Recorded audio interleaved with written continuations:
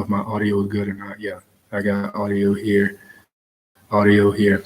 Hey, what's going on, everybody? How you doing? I don't want to speak too loud because I'm actually got a few people in the house with us. Actually, we're sharing. I'm actually here in Rwanda, and I'm helping.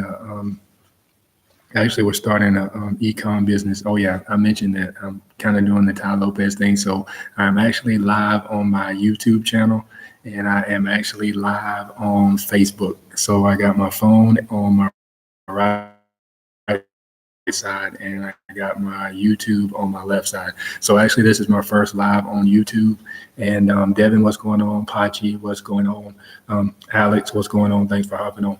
But I had some exciting news today, and I really didn't. I'm tired of kind of uploading videos to Facebook, and then I actually doing lives on Facebook, and then going and doing lives on YouTube, where I actually take video and upload it to YouTube. So I hope my audio is good. Who says they need money? Oh, of course, Pachi. Pachi is always needing money. Everybody needs money today, and it's all about doing things for the first time. Like I just said, I'm doing this for the first time, broadcasting live on YouTube. So I'm live on YouTube. Actually, nobody's really hopped on. I don't know if YouTube pushes their lives like Facebook used to push their lives, but now everybody's going live. I still remember when people were on Facebook and they didn't go live. But let me get to the point right here. I'm still flabbergasted, and I am actually what I pretty much went through today. Just the fact of how there was one guy thinking about interviewing him. I want to interview him in my Facebook group. I'm in there, I'm thinking, we're going to have this big factory because he manufactures. Actually, what he does is he manufactures cow horns. So this big factory because he house. I don't know, the ceilings have to be at least 25 to 30 feet tall. On YouTube.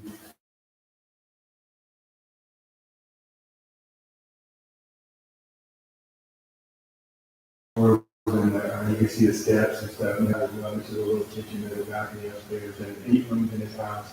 I really can't tell the lights in the ceiling. But anyway, you can see the house that we are. You can see the house that we're pretty much staying in. And this is actually a country that is growing. We're in Rwanda. The country is growing. President Paul Kagame has actually done a lot to the country, a lot for the country. He raised like $3 billion within the first 3 months of this year. So the African trip is actually going good. Actually, that's what I want to talk about today. So you guys out there that are pretty much saying that you have no means whatsoever to make a business, to do anything. I talked to, let me tell you this story. So, and it was pretty interesting because we kept going downtown, and the areas just pretty much kept getting, it was, first I see big, tall buildings, then I start seeing buildings. I might be able to compare it to somewhere in New York, but still places in New York Oh, no problem, Gassan. Yeah, I try to give shout outs know if I know what you do and I know your business is actually legit and I know that you are pretty much killing it already, so you can go check out some of those pictures. But the situation with that was I mean, I was like, where is this manufacturing place going to be? And actually, it was a Rwandan driving us around, and it was another Rwandan in the back, and they were actually talking to each other because I guess they really didn't know where the area was because I think they've only been to the manufacturing site once. So we kept driving, and then actually another guy that we were with, Robert. Actually, he's the one that's actually helping the business get growing and all that stuff.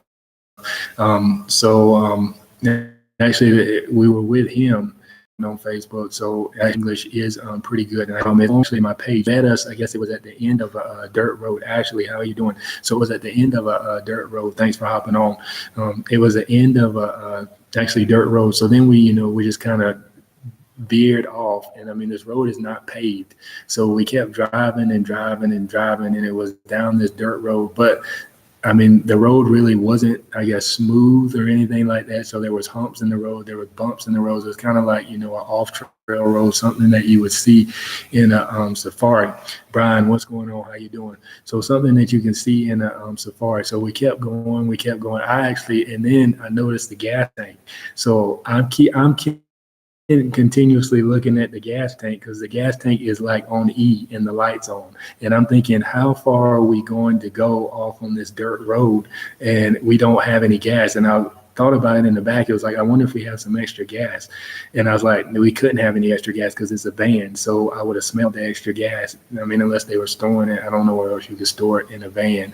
But I know we didn't have any extra gas in the car. So I was like, we're about to run out of gas. So all of a sudden, we keep going. And then I guess, well, actually, I guess I should say that the owner of the company, the owner of Cowhorns, he actually came up in a moped. So pretty much the only type of vehicles that go down in this area are pretty much mopeds. Actually, we did see a Toyota something. I don't know if it was a Sequoia or what, but it going out, we saw that. But I don't think they went as far down as we went. So then we keep going down, and then we actually veer off a lot further. So I was like, how far are we going to go? And then I started thinking, it's like, what type of factory is out here? So we keep going, and we get to this one point where we actually have to go up a hill, and then we have to turn around because Cowhorn actually turned off to the left, but we couldn't turn because we would have got stuck because we were in a big van. So we actually had to go up a dirt road, which is like, just enough room to get the drive the van on. So we keep going, and then so we had to turn around. Then we had to come, I guess, back down and turn right because first we were supposed to turn left, then we had to turn right. So the reason why we had to do that is because we had to go in at a certain angle to actually get over. Because I mean, it was kind of like it was down an embankment and all this stuff. It was just pretty interesting. Anyway, so we keep going down the dirt road, and we're still going a lot further. Then all of a sudden, I see like this town where it's pretty much just, I don't know, like mud houses. And it's like mud. I mean, it's just, I guess you might as well just say stucco houses or something like that. That's the only thing I can pretty much compare it to. So, and then the driver pretty much just stops because I guess, well, Cowhorn stopped first because he was on his moped, so he stopped.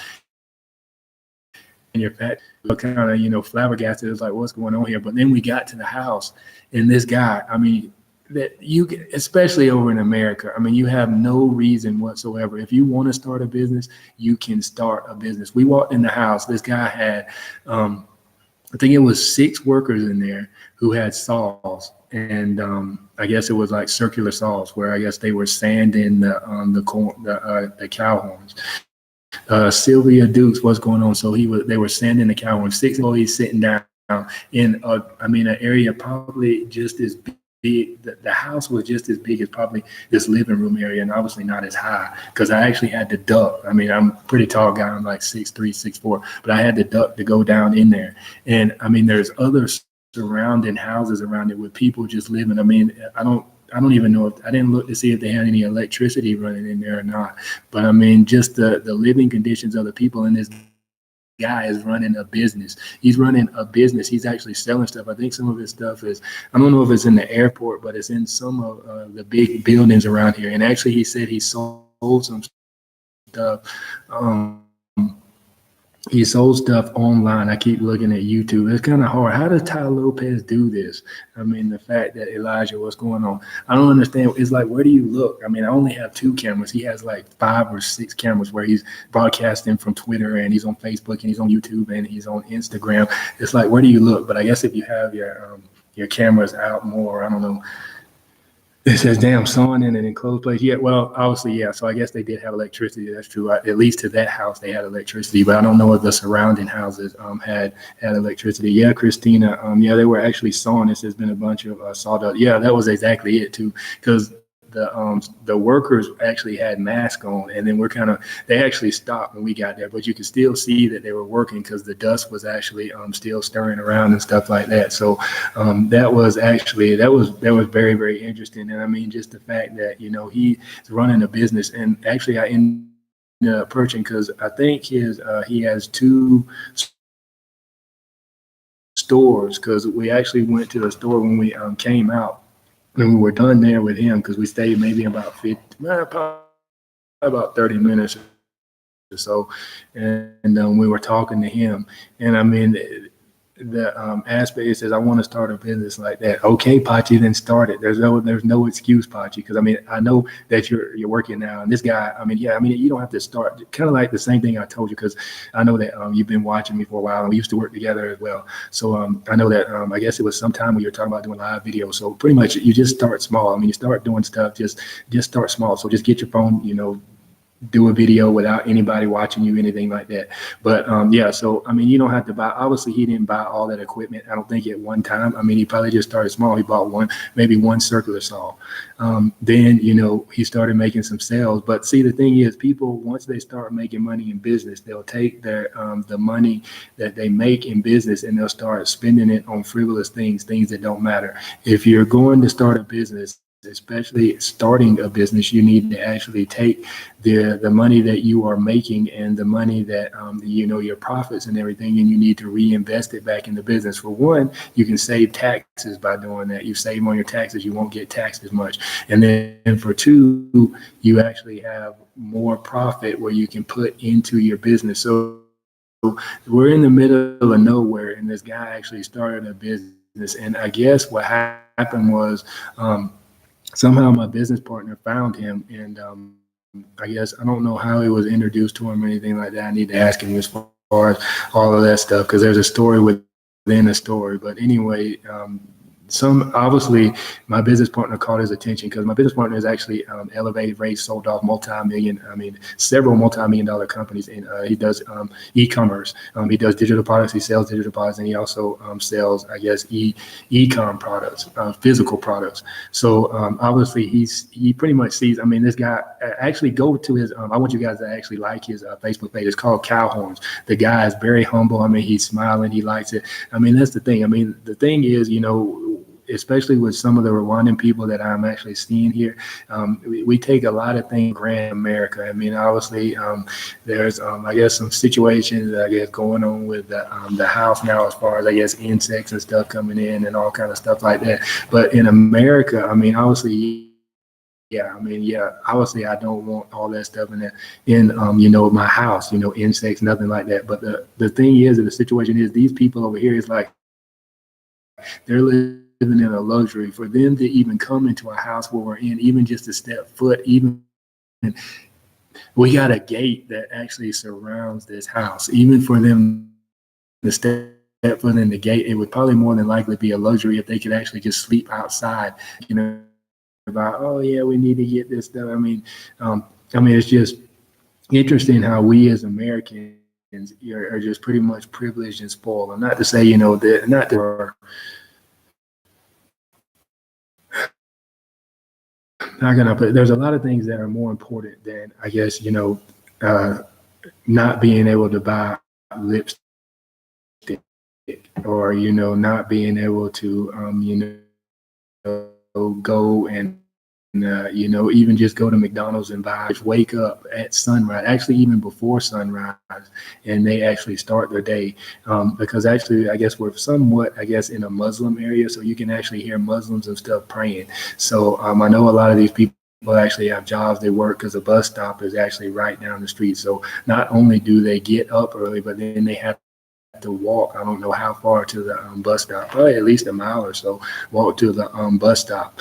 And just the things that we take for granted. So, I mean, there's really no excuses. I mean, we have books and everything. If you just would have seen the kids, I mean, the kids were just playing around. I mean, I don't think that they can actually, I don't know if they, everybody there I know can't afford internet. So it's just like, some of them, yeah, they did have cell phones, but I think in they're probably just calling on them, because I don't even know if they were smartphones.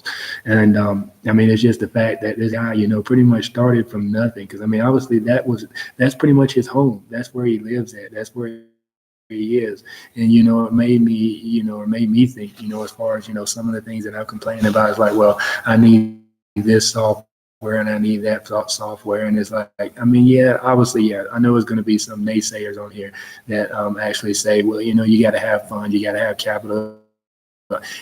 And, just it depends on what type of business that you can start. It's like, well, I don't want to start that. But the thing is, you start at small and like start selling necklaces or something. And even Gary Vee talks about this, where you can actually just go to yard sales and you can buy stuff at a cheap price. And yeah, it's going to take time for you to do that. But when you're working a 9-to-5 job and then you go on the weekends, like Saturday and Sunday, and you sit all day and watch TV, or maybe you sit or go out and you party, so there's really no excuse for that. But everybody, might talk bad about Gary Vee, but if you really listen to his story, he talks about how when, a lot of college kids are going out partying and stuff, guess what he was doing? He was actually working and he was grinding. He was trying to find a way to grow his business and make money. Now he's pretty much still doing the same thing. I guess once you get it in you, you pretty much you get it in you. But I mean, that's really actually, it kind of opened my eyes to a lot of things, just as far as, I guess how privileged, or how spoiled we are over in America. And I know a lot of people are going to say, well, you're not privileged, you're not spoiled, anything like that. I mean, a lot of Americans get a lot of things that, you don't necessarily realize. I know at times, we, pretty much played and stuff in the lab and all that stuff. But when, when it was time to, get to, work and actually do work, I mean, pretty much, they actually worked hard. So it's pretty much inbred in these, Dana, what's going on, how you doing? It's pretty much inbred in people to, at least the people in, underprivileged or underdeveloped, or I guess developed in countries, because I don't necessarily think Rwanda right now is underdeveloped, but I know it's a developing country. So just to say that, I mean, these people here, they work hard. I mean, I see them pretty much every day, and I don't even want to say that before the sun comes up till even after the sun comes down. These people, they actually work. Rwandan people actually work, and they work hard. And obviously, as you can see, to grow a business in a remote area with pretty much barely any electricity. And I mean, I walked outside and there was, I don't know, I tried to get it I tried to film it, and I tried to get it on my phone. And but it was actually just a hole. They had, I think it was some type of, I don't know, I want to call it yellow tape, but I know it wasn't yellow tape. It's almost like caution tape, but it wasn't caution tape. It was some type of other kind of I don't know. But anyway, it was pretty much marked off, but it was probably maybe at least 6 or 7 inches that I could actually see down in the hole. So it was open hole, but I know the hole had to be at least 6 or 7 feet deep. It might have been longer than that, which I don't even know what it was used for. I mean, it was just, it was mud. I mean, everywhere. I mean, I thought we're actually going to go to like, a cement factory, because I used to work in several factories, but I don't know, just I was thinking of, pretty much, but obviously that's the thing. I mean, this guy starting small, but I guarantee you, I mean, the thing is, he is, they're it's nice products. So he had an idea and he took that idea and he's going to profit from that idea. So, I mean, whatever idea you have, actually go out and get a business loan and start from that. I actually talked to another guy. I used to work with a guy. He is actually from India. He said he came to America. I was going to say came here, but I forgot. I'm actually in Africa now. So, but he came to America, and he said he came to America. Name, how you doing? So he said he came to America with I think maybe $100 in his pocket. He knew no one, and guess what he's doing now?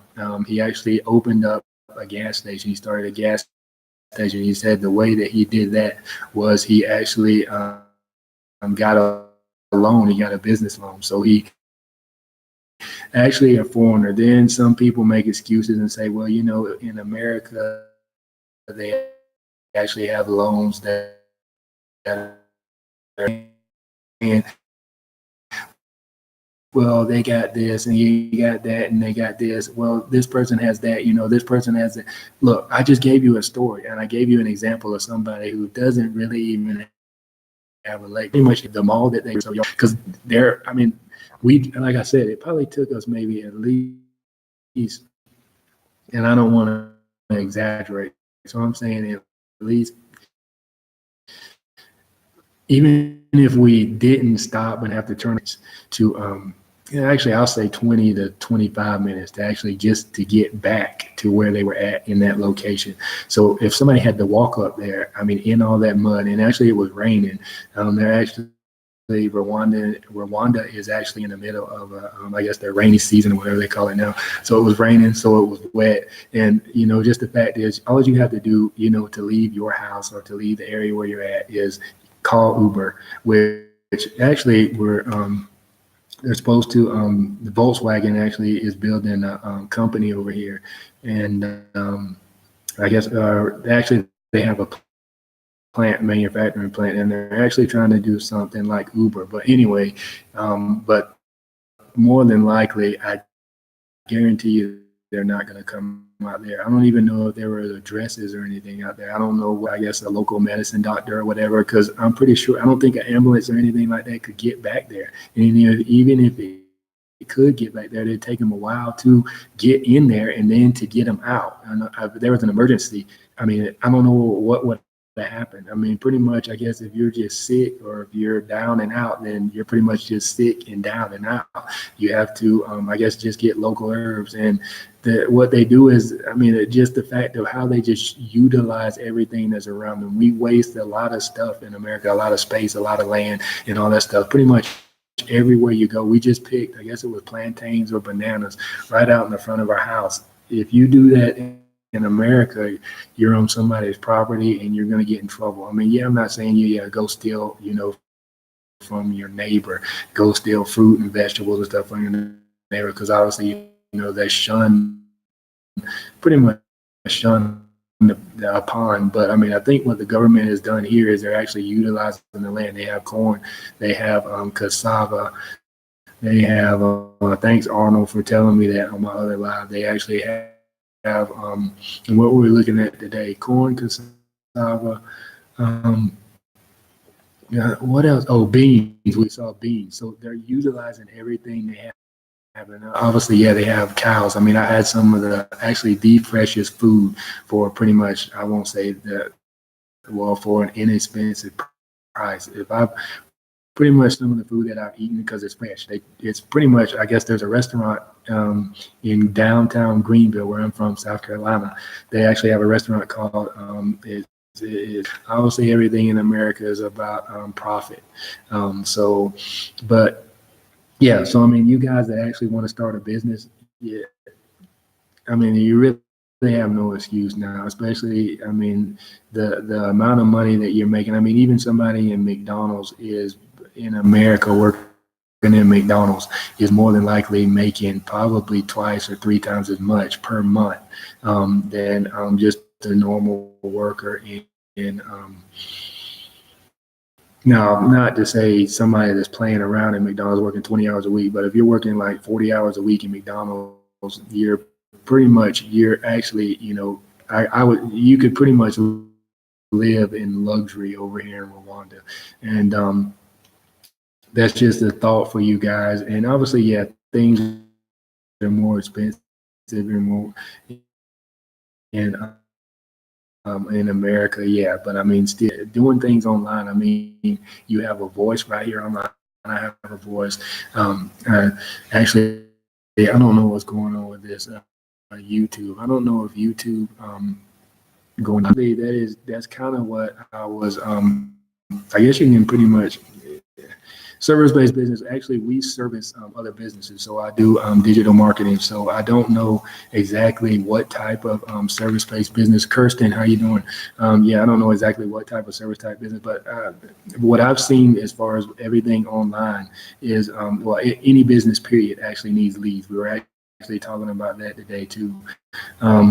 Whatever business you're in, you need some type of leads and you need customers. Whether it's service-based or whether it's product-based. So you can actually utilize social media sites such as Facebook, such as Instagram, and actually people are actually talking about Etsy. I forgot about that, but yeah, Etsy. So I think that Etsy is actually free. So if you have a product or anything, you can actually put it on Etsy for free and then you can sell it. So I don't think you pay Etsy until the product is actually sold. So you kind of pay stuff. But I know Christina actually asked a question. I know I got off on a tangent, but that's another. I mean, if you have anything to sell, you can actually sell it on Etsy for free, and then Etsy will take a percentage off once it's sold. But as far as doing a service, so what type of service it is, but I'll just give you an example for me. So for me, I actually look for entrepreneurs and I look for business owners actually on Facebook. So a lot of people say, well, it costs money to start a business. It does not cost any money. Yeah, it costs some. Actually, right now, you really don't even need any skills. As long as you can talk and you can read, you can pretty much start a business, at least in digital marketing, because there's ways that you can actually have your own cold calling center where you can work with cold callers. Darius, what's going on? How you doing? You can actually work with cold callers, and then you actually have a fulfillment on the back end. And what fulfillment is, well, cold callers are just somebody to call on your behalf of your company. Actually, it's white labeled. You can actually have people call for you on your company, so you don't have the excuse of I don't like talking on the phone. I'm shy, I'm an introvert. So that pretty much plays that out. So you have cold callers on the front end, which they'll help you get clients, or they'll actually help you reach out to clients. So then on the back end, you say, well, I don't know anything about digital marketing. I don't know anything about how to run Facebook ads or Google ads, or I don't know anything about Bing ads. There's actually a full service fulfillment center that join. Or you say, how do you do a lot of dentists? I know people, or actually I can help dentists get leads, but search bar. And in the search, wherever you're searching for, like a lot of people search for their friends and all that stuff. But what I do is I search for businesses. So I go and I search for, actually I was looking for people in my hometown area, looking for dentists in my hometown area. And I typed in dentist in Greenville, South Carolina. Obviously, Facebook will give up a whole bunch of names. So if there's dentists in South Carolina on Facebook, that means that they're using Facebook. Now, they have a Facebook, but I actually messaged some dentist offices and they actually did not respond, which was as bad business. I was like, working with them. But I mean, whatever niche it is, that was just dentist. Actually, I've had some e-com clients. I've had some online coaching clients where I've actually assisted them, because that's the thing. Any business needs sales and they need customers. And if you can help businesses get sales and get customers, then therefore you have a digital marketing business that you can, or therefore you have a business. Because pretty much business is just servicing, whatever you need. Like obviously somebody wants to wear nice jewelry, so therefore Calhorn can actually give them nice jewelry. Or somebody wants a display, because the Calhorns, actually he had some of them that were I guess polished and all that stuff, which would actually make good ornaments on, I guess, like fireplaces. I could see me putting it on our fireplace at home. Or just I don't know. Actually, I could see people putting them on the top of their cars too as well. I think some people would actually find that interesting as well too, where you just stick them on the top of the car, mount them some kind of way. That'd be pretty cool. Or even just on the hood itself. Actually, I've seen it before, like Longhorns, especially in Texas, and the Texas Longhorns. So that would actually sell pretty good too. And I mean, obviously, yeah, over here, and for the cost, it's not going to cost, at least right now, it's not costing him a ton to make the product, because he doesn't have a lot of overhead, because he's working with 6 employees. And I just told you exactly where his manufacturing shop was. So like I said, but I know Christina asked about service based. And then let me think, I guess, what are some other service based industries? Oh, I guess like cleaning houses and stuff like that. Yes. So if you're going to actually clean houses and stuff, obviously you need to get the word out. And I mean, one way, Facebook page, you can just do a post. I'm beginning to clean houses, and obviously you have friends, so people trust you. So the people, at least in your Facebook feed, hopefully you house for free, and then if you do a good job, which I would recommend doing a good job, then you also have a testimonial, or you have somebody to actually vouch for your work, which is also another big thing, because people need to trust you. I guess the number one thing is people actually, if they're first coming into contact with your brand or who you are, they really don't know who you are. So one way that they can know who you are is, and one way that you can build trust, because I don't want to give anybody money. I don't want to give my money to anybody that I don't trust. So one way to build trust is to actually have people who can vouch for you. So that's one way that you can actually start, I guess, a cleaning business.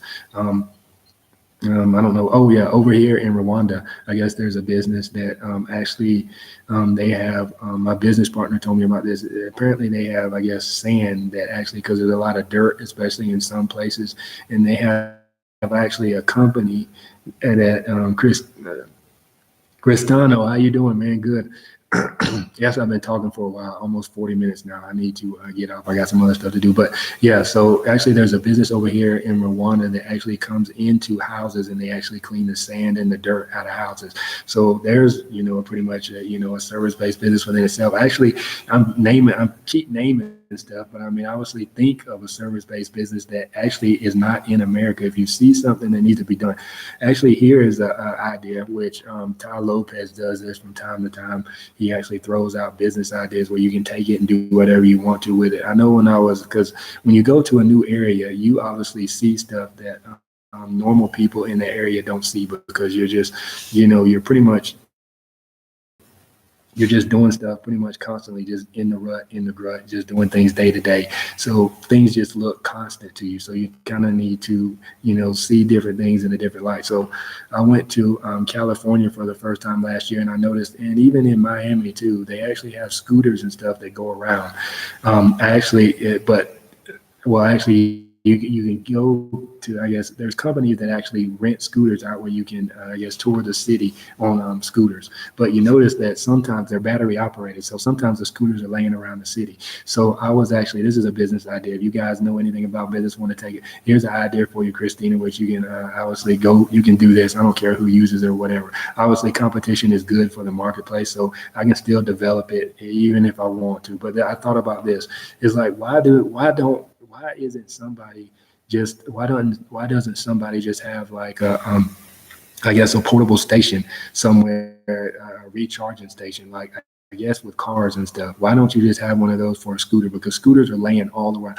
I don't even know who picks them up. Maybe that's a business within itself too. Somebody that can actually go around and pick up scooters for these companies, because once the battery runs out, people, I guess, just throw them down and they just leave them. So there's scooters, like periodically, you can drive around or walk around and see them, and they're just laying on the side of the road. But it's like, why would somebody not just develop like a portable charging station for these scooters, and just have people charge them, and then that way they can actually drive them back? Because there's no excuse for you not to take them back where you got it from now, because obviously there's charging stations around. I mean, even if it does run out, I mean, have a charging station within, like, a walking distance, like all around town. But obviously you probably have to get with the city government and all that stuff. But anyway, that's a business within itself. There's a business for you that I don't think anybody has that. Actually, I thought about that, and actually, that's a good business idea. So, I mean, there's a business idea, but obviously somebody's going to come up with an excuse and say, well, I don't know any government, agencies, or I don't even know the first thing about.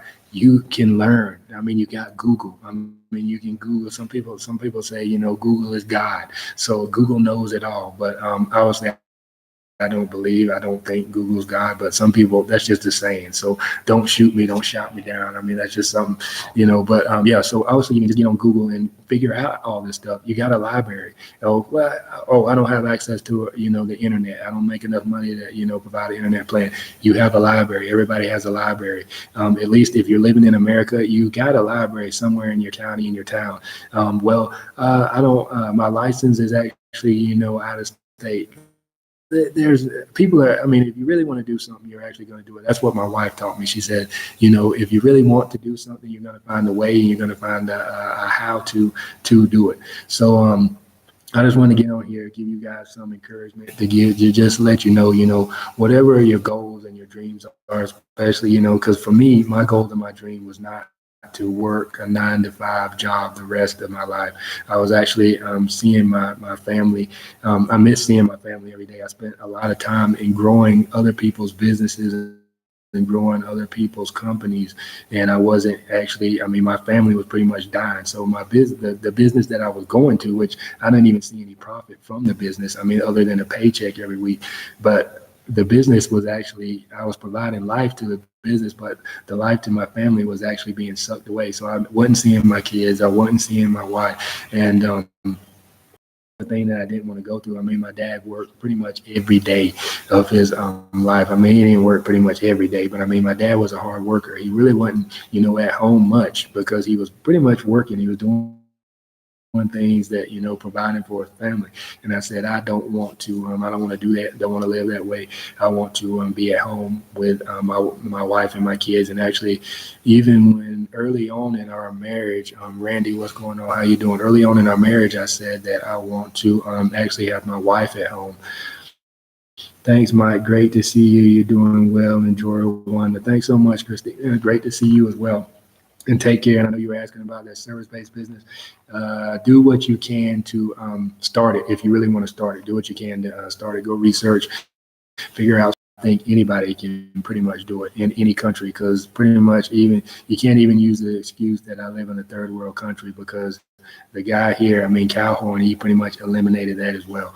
So yeah, so I realized, it was like, yeah, I want my wife at least at home with my kids. So then I ended up picking up like 2 extra jobs and all that stuff. I ended up working hard. Actually at one point I had 2 full-time jobs, and I still remember that I was it was a third shift job. Yeah, so it was, which I had for a while. It was a third shift job, and then I actually had a first shift job. So I remember that I was getting off of third shift, and I would actually have to sleep for probably about maybe 30 minutes or so, and before work. So I'd actually have to leave one job location and then go to somewhere else, and I'd actually have to sleep for 30 minutes in my, about 30, 45 minutes, depending on when I got off from my job. Sometimes I got off late, so I didn't get to sleep at all. So I had to work like, I don't know, 14, because sometimes I left early on my second job. They were real lenient. So I had to work like maybe 14, 15, not 14, yeah, days, 14, 15-hour days, sometimes 16, 17-hour days. And then I'd go home, get maybe like 3, 4, 5 hours of sleep, and wake up and do it again. And I was like, this has to stop. Actually, working all those hours, especially in one day, puts a toll on your body. And actually, I think that's actually pretty much ended up, when my knees and stuff started hurting. But I did do what I wanted to do because I had a goal, and I actually set a goal. It was like, well, the reason why I'm going to do this is because um, I want to use the funds to pay off some certain things I wanted to pay off. Pretty much just foolish stuff. Stuff that really I did need, technically, but I guess I thought I needed, but it was just pretty much just really stuff that I wanted. So actually, yeah. So I worked two jobs. I worked pretty much every shift. I worked first shift, I worked second shift, I worked third shift, I worked the weekend shift. It was like, this is just sucking the life from me. Alicia, how you doing? It's like, this is just, pretty much just sucking the life out of me. So, I mean, there he is right there. Oh, I'm glad you hopped on, Calhoun. Calhoun, how you doing? I was just talking about you. Actually, I need to set up an interview with you. I want to, and everybody that's on here, everybody that has watched or is watching right now, go like his page. This guy has some excellent products. I'm telling you, I'm highly impressed. This guy pretty much, he really motivated me today just by going out and seeing his shop. I want to interview you. I want to I want you to be in my Facebook group. Actually, we need to connect. I'll send you a message on in Messenger so we can hook up, because I want to hear your story. I want you to tell your story. I want you to give encouragement to people that are in just a country like you're in. Another country. Even a neighboring country, even, Uganda or Burundi, or even, in the Congo. I think your story is going to sell. So I want to interview you in my group, put you on my Facebook page and on my YouTube feed.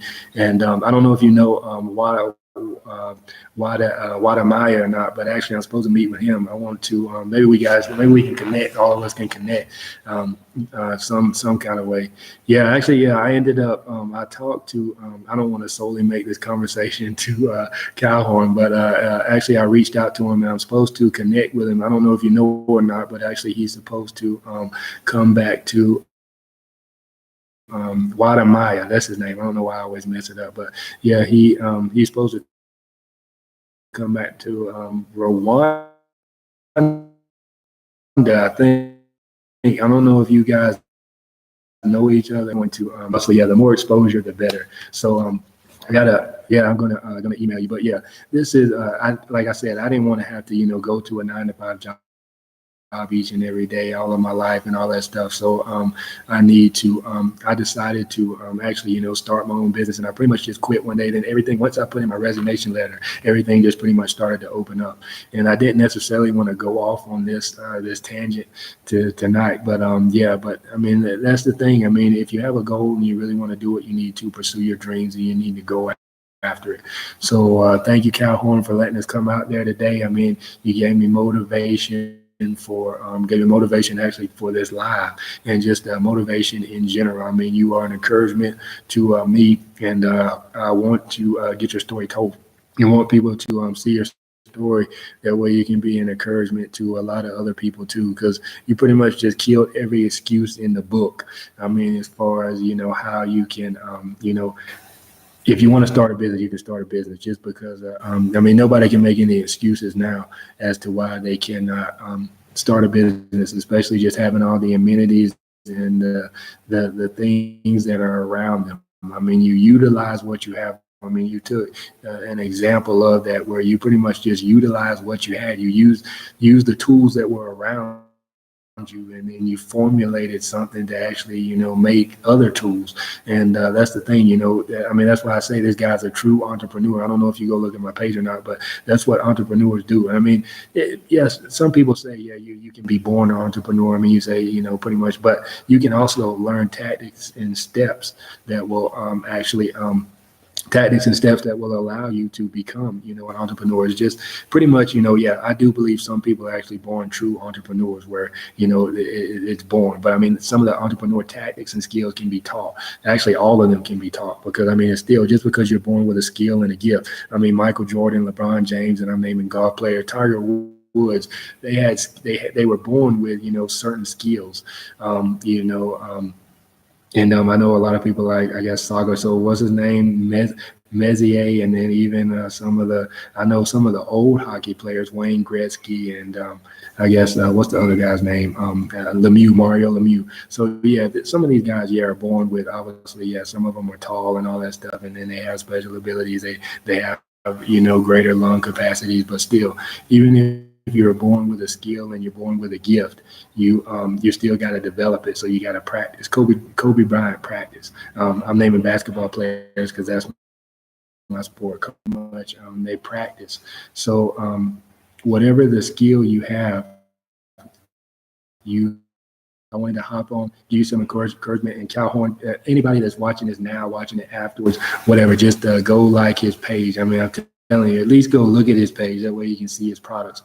So thanks for letting us come out there, and you guys have a good one. Take care, and we'll see you on the next one. Goodbye.